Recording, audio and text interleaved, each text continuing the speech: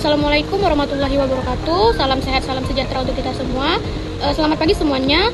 Di sini yang saya hormati Bapak Muhammad Fikri Jaka Pratama, SPSI MPSI, selaku dosen pengampu mata kuliah Kewarganegaraan, serta teman-teman sekalian yang saya banggakan.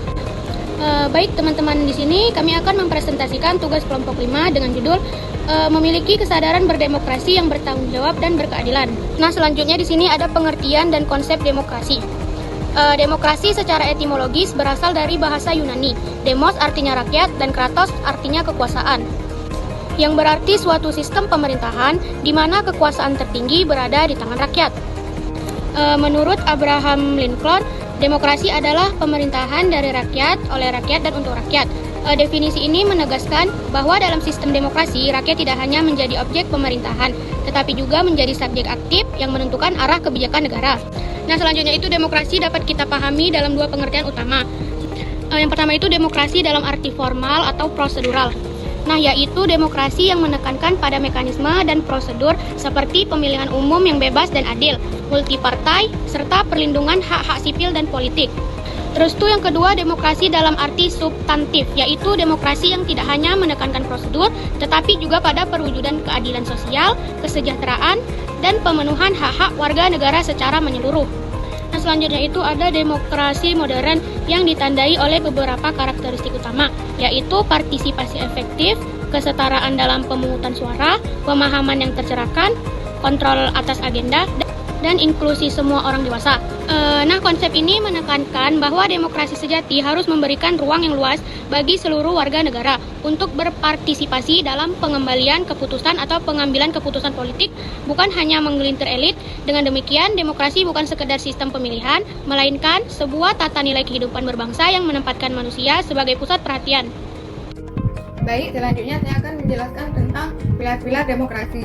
Demokrasi sebagai sistem pemerintahan yang memiliki sejumlah pilar utama yang menjadi fondasi tegaknya nilai-nilai demokrasi dalam suatu negara. Beberapa pilar utama demokrasi yang meliputi, yang pertama itu ada kedaulatan rakyat. Kekuasaan tertinggi berada di tangan rakyat. Masyarakat berhak memilih pemimpin dan ikut dalam pengambilan keputusan politik. Yang kedua ada supremasi hukum. Semua warga negara termasuk pemerintah harus tunduk dan patuh terhadap hukum yang berlaku tanpa adanya perlakuan istimewa. Yang ketiga ada pemisahan kekuasaan. Kekuasaan negara dibagi menjadi legislatif, eksekutif, dan yudikatif agar tidak terjadi penyalahgunaan kekuasaan. Yang keempat ada perlindungan hak asasi manusia yang disebut dengan HAM. Setiap individu memiliki hak dasar yang harus dihormati dan dilindungi oleh negara. Yang kelima ada pemilihan hukum yang bebas dan adil. Pemilu menjadi sarana bagi rakyat untuk memilih pemimpin secara demokratis tanpa tekanan dan kecurangan. Yang keenam ada kebebasan pers dan media. Media memiliki kebebasan untuk menyampaikan informasi dan mengawasi jalannya pemerintahan sehingga terciptanya transparansi dan akuntabilitas. Selanjutnya, budaya demokrasi. Budaya demokrasi adalah sikap dan perilaku masyarakat yang mendukung pelaksanaan demokrasi. Budaya ini ditunjukkan dengan menghargai perbedaan berpendapat, ikut berpartisipasi dalam pengambilan keputusan, serta menaati aturan yang berlaku. Dengan budaya demokrasi yang baik, kehidupan bermasyarakat menjadi lebih tertib, adil, dan harmonis. Selanjutnya saya akan menjelaskan tentang demokrasi di Indonesia. Indonesia telah menempuh perjalanan panjang dalam pembangunan sistem demokrasinya sejak proklamasi kemerdekaan pada tahun 1945. Perjalanan tersebut dapat dibagi ke dalam beberapa fase utama. Yang pertama, era demokrasi parlementer 1945 sampai 1509. Di mana Indonesia menganut sistem multipartai dengan kabinet yang bertanggung jawab kepada parlemen. Namun, instabilitas politik yang ditandai dengan seringnya pergantian kabinet mendorong Presiden Soekarno mengeluarkan dekret Presiden 5 Juli 1959 yang mengembalikan Indonesia ke Undang-Undang Dasar 1945. Baik, kesimpulannya, berdasarkan pembahasan yang telah dipaparkan, dapat ditarik beberapa kesimpulan. Yang pertama, demokrasi adalah sistem pemerintahan yang menempatkan rakyat sebagai pemegang kedaulatan tertinggi yang secara konseptual mencakup dimensi prosedural maupun substantif. Yang kedua, Tegaknya demokrasi memerlukan pilar-pilar utama yang kokoh meliputi kedaulatan rakyat, supremasi hukum, pemisahan kekuasaan, perlindungan HAM, pemilihan yang bebas dan adil, serta kebebasan pers. Yang ketiga, budaya demokrasi yang kuat yang ditandai oleh toleransi, partisipasi, musyawarah, dan menolakkan kekerasan merupakan berbagai fungsi institusi demokrasi secara optimal.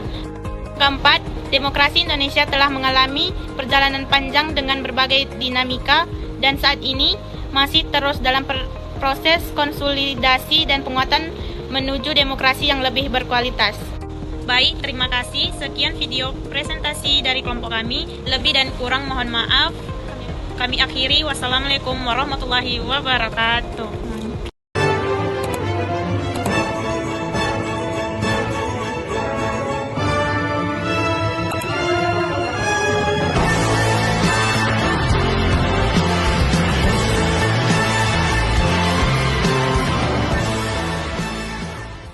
Baik anak-anak, hari kita akan mengadakan pemilihan ketua kelas. Saya mau kalian memilih sesuai dengan keinginan kalian tanpa ada paksaan dari luar. Dan saya berharap selama proses pemilihan kita tetap menjaga nilai-nilai demokrasi. Jadi dari kalian ada yang ingin mencalonkan sebagai ketua? Ayo Bu, silakan Dela. Baik teman-teman, jadi di sini Dela akan mencalonkan sebagai ketua kelas. Jadi kalau misalnya nanti Dela terpilih, Dela akan mendengar pendapat teman-teman semua dan akan menjadi yang terbaik untuk kelas kita. Terima kasih Dela. Ada lagi yang ingin mencalonkan diri? Saya juga mau. Silakan Fadil. Saya ingin mencalonkan diri sebagai ketua kelas karena saya sudah memiliki pengalaman menjadi ketua kelas dari SD, Bu. Kamu udah kepikiran belum sih? Nanti pemilihan ketua kelas kita pilih siapa ya kira-kira? Belum tahu nih, kamu pilih siapa? Aku masih bingung ya. Ya. Hey guys, bentar lagi kan pemilihan ketua kelas. Kalian pilih aku ya, tenang aja nanti ku bayari kalian makan ya kan. Kamu nggak boleh gitu nggak sih Fadil? Alah, tenang aja, pokoknya nanti kalau aku menang ku bayari kalian makan. Lagian kan si Dele itu kemarin dimarahin guru karena cabut dikitnya dari sekolah kemarin. Oh iya. Iya. Tambah lagi emang kalian mau dipimpin sama perempuan? Mending laki-laki nggak sih? Lebih tegas. Oke gitu. Ya udah deh, nanti kita pikirin lagi aja ya. Apa? Udah. Terima kasih ya. Duluan ya. Bener nggak ya jadi dia main sama Fadil? Nggak tahu deh. Coba deh kita tanya dulu sama teman-teman yang lain. Alian. Kenapa? Katanya Dela itu nggak bertanggung jawab. Terus juga dia pernah dimarahin sama guru gara-gara bolos. Dari mana kamu dengar? Supaya dia barusan bilang. Kalian tahu dari mana berita itu? Itu nggak benar loh. Aku nggak pernah loh dimarahin sama guru. Itu semua fitnah. Udah nggak betul nih. Kan demokrasi itu bukan soal menang, tapi soal kejujuran dan keadilan. Sebelum pemilihan, kayaknya kita perlu ngomong deh sama ibu biar nggak ada konflik demokrasi. Ayo kita ngomong. Fadil, aku dengar kamu ada nyebar hoax ya? Kalau kamu nyebar hoax sama sesungguhkan sama orang lain itu biar kamu terpilih jadi ketua kelas, itu bukan demokrasi lagi namanya. Harusnya kamu profesional dong, kamu kan sebagai calon ketua kelas, kamu harusnya ngerti akan hal itu. Loh kenapa rupanya? Itu kan usahaku untuk menang. Lagian kan kamu nggak ada mencalonkan diri, kenapa sibuk kali ngurusin orang? Bukan gitu, demokrasi itu kan harus dengan keadilan, kejujuran, dan hak semua orang.